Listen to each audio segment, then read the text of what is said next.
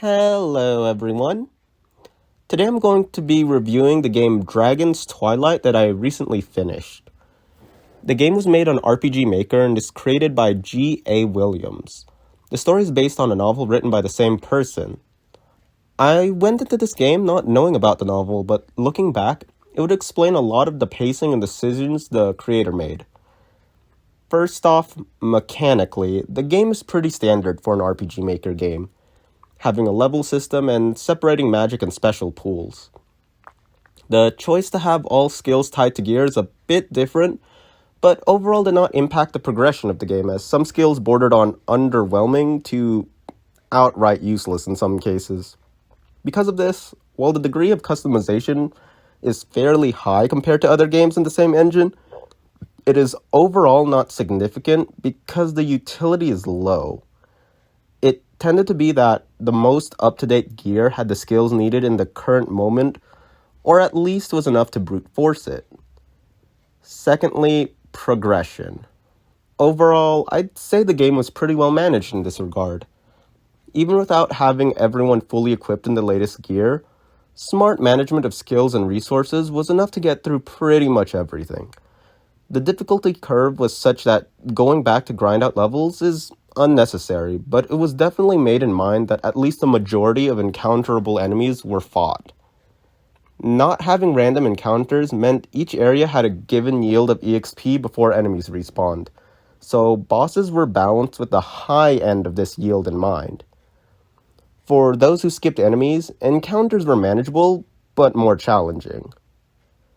Another point I'd like to discuss is the degree of exploration in the game.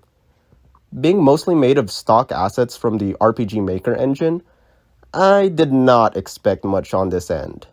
In the beginning, there are a few hidden side quests and Easter eggs that fleshed out the areas, but toward the middle, it was sorely lacking.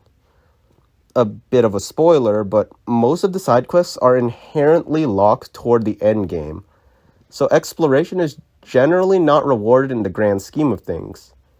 It's not really a complaint, as I realize now that it is probably due to the source material being a novel. While exploration isn't necessarily rewarded, the game also is not entirely linear. And finally, we are on to the story. In my opinion, this was certainly the strongest selling point of the game. While cutscenes and certain dialogue came off as awkward at times, the story was coherent and managed to garner investment into the main characters. Perhaps things were altered or unable to be successfully transitioned from the original medium to a game, but it is evident that the creator took great care into managing the storyline. In conclusion, if I had to rate the game numerically, as a standalone RPG Maker game, it's around a 6.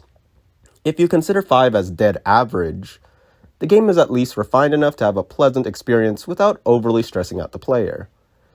If we factor the storyline, however, I would deem it closer to a 7. For its relatively cheap price point, it is definitely worth the time and money, and I would recommend it. Now knowing that it is based off of a novel, I may very well read it and do a review to compare both to each other. Anyway, that's all I have for today.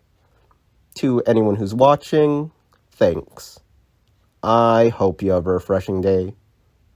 Peace.